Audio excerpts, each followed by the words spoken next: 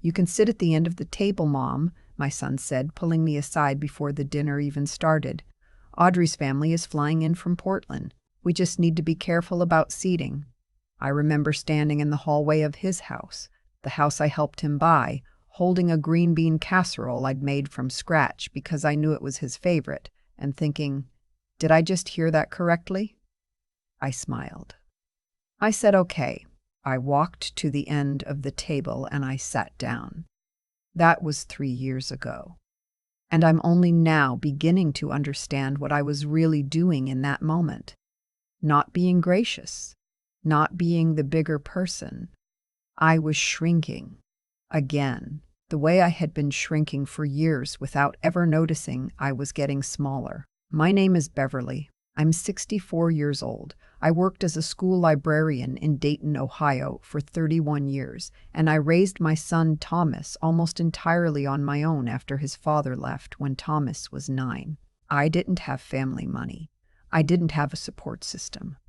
What I had was a part-time job at a Kroger on weekends, a library salary, and a stubbornness that I used to think was a virtue. I gave Thomas everything I could, not in a martyr way. I want to be clear about that. I didn't give to get something back. I gave because I loved him. Because when you love someone that much, sacrifice doesn't feel like sacrifice. It feels like breathing. I drove him to every swim practice from age 10 to 17.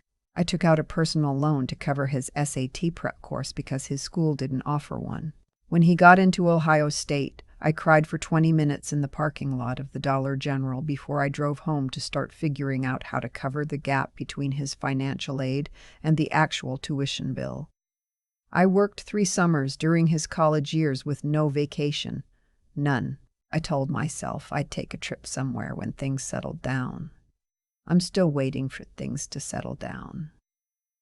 Thomas met Audrey during his second year of graduate school. She was finishing her MBA. Smart, polished, the kind of woman who always seems to be in the middle of a very important phone call. I tried to like her. I really did. There were moments early on when I thought maybe we could be close. She'd ask my opinion about paint colors for their apartment. She remembered I didn't drink coffee and would have tea ready when I visited. Small things, but I held on to them. The wedding was beautiful. A venue outside Columbus, 200 guests.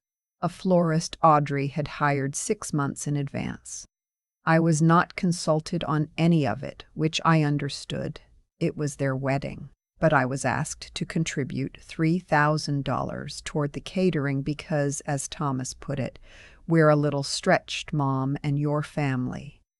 I wrote the check the same day he asked. That's something I want you to understand about me. I never made him ask twice. Not once in his entire life did he have to ask me twice for anything I was capable of giving. The first year of their marriage was fine on the surface. I visited every couple of months. I always brought something, groceries, a house plant, a casserole. I wasn't the kind of mother-in-law who showed up empty-handed and expected to be waited on. I did the dishes when I visited. I offered to help. I tried to take up as little space as possible while still being present. Then Audrey got pregnant, and everything changed, not all at once. That's the thing nobody warns you about. It doesn't happen all at once. It happens in increments like water wearing down stone, and you don't notice until one day you look at yourself and realize how much has already been worn away. It started with the baby shower. Audrey's mother, Connie, flew in from Portland and organized the whole thing. I understood that too. Connie was closer with Audrey. That made sense. But I was not asked to help plan it. I was not asked to contribute ideas. I was sent an invitation in the mail, the same as any other guest. I bought a gift off the registry, a $200 travel system, the one they'd marked as a priority. I wrapped it myself, wrote a card, and drove 45 minutes to the venue. At the shower, Connie stood at the front of the room and gave a toast about the kind of mother Audrey was going to be. She talked about their family, their traditions, the values they were passing down. It was lovely. And I sat at a table in the back with two of Audrey's coworkers I'd never met, eating little sandwiches and smiling when anyone looked my way. Thomas wasn't there, of course. It was a women's event. But later that evening, when I called him to tell him how beautiful everything was, he said, "Mom, I'm glad you came. Hey, do you think you'd be able to watch the baby a few days a week once Audrey goes back to work? We looked into daycare and it's almost $2,000 a month. It would really help us out." I said yes before he finished the sentence. For 2 years, I drove to their house in Dublin every Monday, Wednesday, and Friday. My granddaughter, Sophie, was the light of my life. I want to make sure that's clear. Whatever happened later, Sophie had nothing to do with it. Loving her was the easiest thing I've ever done. She had Thomas's eyes and this way of laughing with her whole body that made every one of those drives worth it. But here's what else was true during those 2 years. I spent roughly $400 a month in gas and wear on my car. I canceled 3 planned trips, one to see my college roommate in Savannah, one to visit my sister in Phoenix, and one I'd been planning for myself to the Smoky Mountains, because I'd always wanted to go and I kept telling myself there would be time. I missed a retirement lunch for a colleague I'd worked with for 20 years because it fell on a Wednesday and I couldn't find anyone to cover for me on short notice. I never mentioned any of this to Thomas. Not once. The second year, Audrey's mother retired and moved to Columbus to be closer to them. 6 weeks after Connie arrived, Thomas called me. "Mom," he said, "Connie's settling in and she'd love to spend more time with Sophie. We think it might make more sense for her to take over the weekday care. She's right here, and the drive is hard on you." I asked if everything was okay. He said, of course, everything was great. He just wanted to make things easier for me. I thanked him. I got off the phone. I sat in my kitchen for a long time looking at the yellow walls I'd painted the summer. I moved into this house the summer Thomas left for college, when I'd finally had time to make the place feel like mine. I told myself it was fine. Connie was Sophie's grandmother too. It made sense logistically. I wasn't being replaced. I was being relieved of a burden I'd never once called a burden. I visited less after that. Every few weeks instead of every few days. Sophie still ran to me when I came through the door. That helped. The thing about Thomas and Audrey was that they always needed something. I don't say that bitterly, it's just the reality. They were building a life, and life is expensive. The year Sophie turned 3, their furnace died in January. Thomas called and I sent $1,800 because I had it in savings, and it was January in Ohio, and I wasn't going to let my granddaughter be cold. The year after that, Audrey's car needed a transmission. I contributed $900 toward that. I never expected to be paid back. I need you to understand that. I'm not telling you about the money to keep score. I'm telling you because of what happened next, and because the money is part of the picture. Thomas's company had a big anniversary dinner, 25 years in business. His firm was being honored at an event at the Hilton downtown. A formal dinner, black tie optional, spouses and family invited. Thomas called 3 weeks before to tell me about it. "I'd love for you to come, Mom," he said, and he sounded like he meant it. He sounded like my son. I went to Kohl's and found a dress on sale, dark green, knee-length, the nicest thing I'd bought for myself in probably 4 years. I got my hair done. I bought new shoes that were slightly too tight but looked nice. I told myself it would be a good night. The week of the dinner, Thomas called again. "Mom, so the thing is, Audrey's parents are both coming and her brother's in from Portland with his girlfriend, and the firm is only providing a certain number of seats at the main table. It's getting a little complicated with the seating chart." I said I understood. I was thinking you'd still come, obviously, but we might seat you at the overflow table near the back. It's the same food, same everything, just a little more room back there. You'd probably be more comfortable anyway. You know how Audrey's family gets loud." He laughed a little. I said that was fine. I almost didn't go. I stood in my bedroom that night in the green dress I'd paid $47 for, and I looked at myself in the mirror and I thought about calling and saying I wasn't feeling well. It would have been so easy. One phone call and I could spend the evening on my couch watching something quiet. But I'd told Thomas I would be there, so I went. The Hilton ballroom was beautiful. Crystal chandeliers, white tablecloths, flowers on every table. I found my seat at the overflow table, which was, in fact, near the service entrance, and I sat down next to a retired accountant named Frank who'd worked for the firm in the 90s, and a woman whose connection to the event I never quite understood. I watched Thomas across the room all evening. He was glowing. Audrey was beside him, her hair perfect, her hand on his arm. Connie and her husband sat 2 seats away. Her brother had his girlfriend on his lap at one point, and everyone laughed. It looked like a family. I ate my salmon. I made small talk with Frank. I checked my phone twice to see if Thomas had texted to check on me. He hadn't. When dessert came, I folded my napkin, stood up, put on my coat, and walked to the main table to say goodbye. Thomas hugged me. He smelled like the same cologne he'd worn since college, a birthday gift from me years ago. "Thanks for coming, Mom," he said. "Drive safe." That was it. I walked to the parking garage alone. It was November.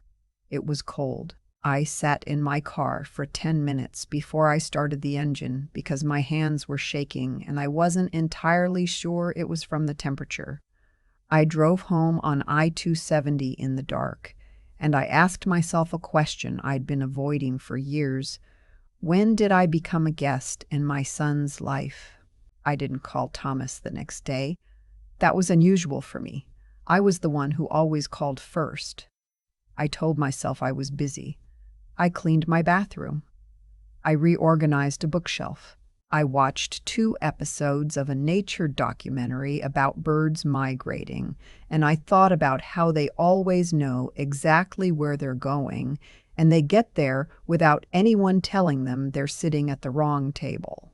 Thomas called 4 days later. "Hey, Mom, haven't heard from you." "Everything okay?" I said. Everything was fine. "Good. Hey, so Audrey and I are thinking about refinishing the basement, turning it into a playroom for Sophie. We got a quote, and it's around $8,000, which is a lot, but long-term it really makes sense. We were wondering if you might be able to help out at all." I held the phone against my ear.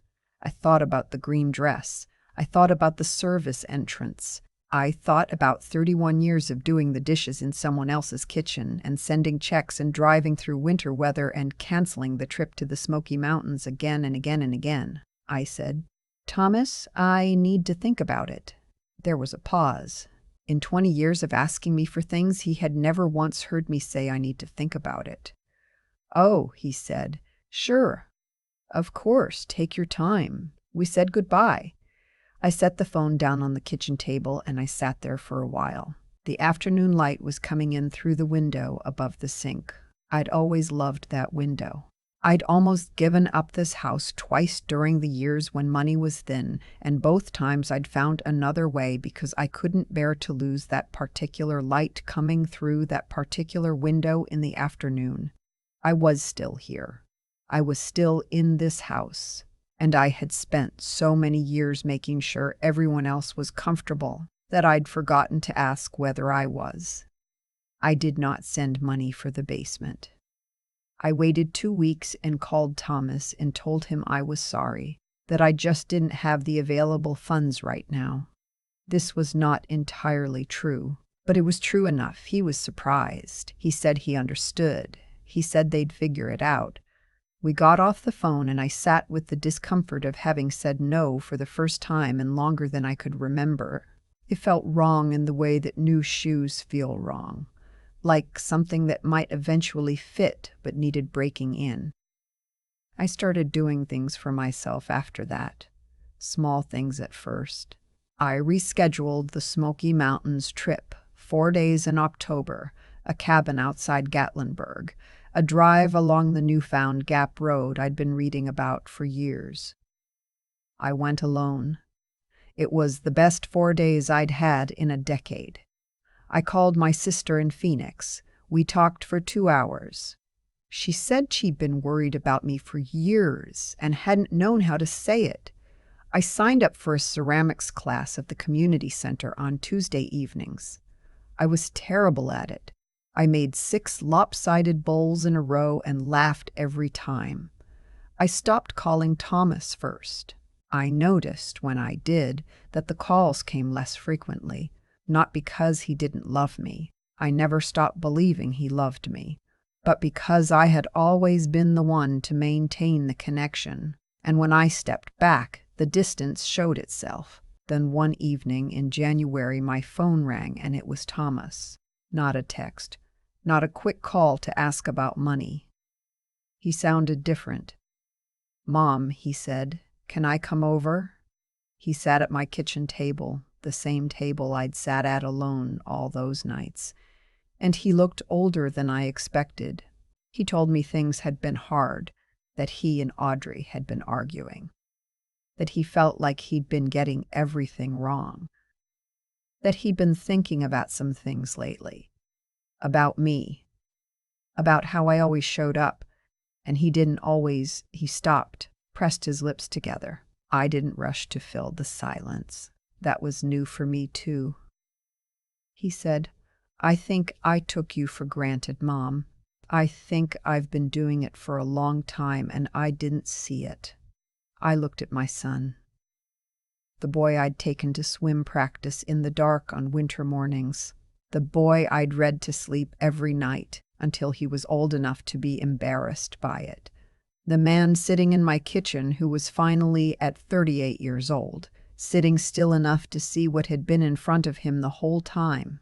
I didn't say, "You're right." I didn't say, "Do you know how many times I didn't list a single thing." I said, "I know you love me, Thomas. I've never doubted that." He nodded. He exhaled like he'd been holding his breath for a while. "I want to do better," he said. "I don't really know what that looks like yet, but I mean it." I told him I believed him, and I did. Not with the blind belief I used to have, the kind that looks away from everything, but with something more honest. A choice to stay open while also knowing, finally, what I would and wouldn't accept. He helped me wash the dishes before he left. We didn't talk about the basement. He kissed me on the forehead when he said goodbye, the way he used to do when he was small and I was sending him off to school. I closed the door behind him. I stood in my kitchen in the quiet.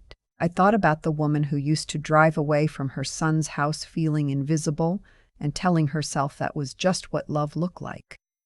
I thought about the green dress hanging in my closet, the one I hadn't thrown away. I thought about the Smoky Mountains and the light on the ridge at dusk, and how I'd stood on that trail alone and cried a little without knowing exactly why, except that it had been so long since I'd been somewhere just because I wanted to be there.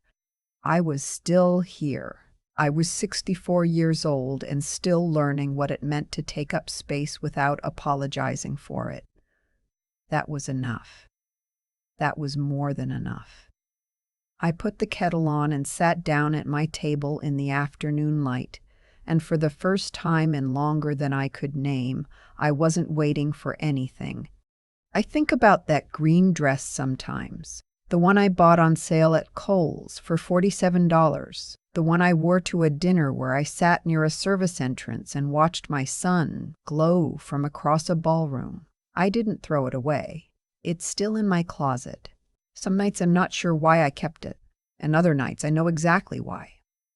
Because it reminds me of the woman I was before I decided to stop disappearing. What I've learned, sitting with all of this, is that the way people treat you is rarely an accident. Thomas didn't seat me at the end of the table because he was cruel. He did it because I had spent 30 years teaching him, without meaning to, that I didn't require much, that I would absorb whatever was offered and call it enough. Children don't learn how to value us from what we say. They learn it from what we accept. I accepted a great deal, and the quiet accumulation of all those acceptances. The canceled trips, the checks written without hesitation, the calls I always made first. Those things shaped what Thomas understood a mother to be: steady, available, and largely without needs of her own. That's not his fault entirely. That's on me too. I have to be honest about that. What I also know is that the moment I said, "I need to think about it," 4 words I had never once said to him in his adult life, something shifted. Not dramatically, not like a door slamming, more like a window opening in a room that had been closed too long. He noticed. And because he is, underneath everything, a decent man, he came and sat at my kitchen table and told me the truth about himself. That took courage from him, real courage, the kind that doesn't announce itself, that just shows up quietly and says, "I think I've been getting this wrong. I don't want to get it wrong anymore." I've come to believe that the people in our lives can only grow toward us if we give them the honest shape of who we are to grow toward. I had given Thomas a shape that asked for nothing. He had no way of knowing there was more to reach for. The hardest thing I've ever done wasn't raising him alone. It wasn't the winter the furnace broke and I wasn't sure how I'd make rent. It was learning, at 64 years old, that loving someone completely does not mean making yourself smaller so they have more room. It means staying whole. It means knowing what you will and won't carry, and being clear about the difference. Not with anger, but with the steady, quiet certainty of a woman who finally understands her own worth. Sophie still runs to me when I come through the door. That hasn't changed. I went to the Smoky Mountains. I stood on a ridge at dusk and watched the light go gold across the hills, and I thought, I should have come here years ago. And then I thought, but I'm here now. And that was enough. It really was. I put the kettle on these days, and I sit at my table in the afternoon light, and I don't wait for permission to exist. I stopped doing that. And if I'm being honest, that's the only thing I wish I'd done sooner.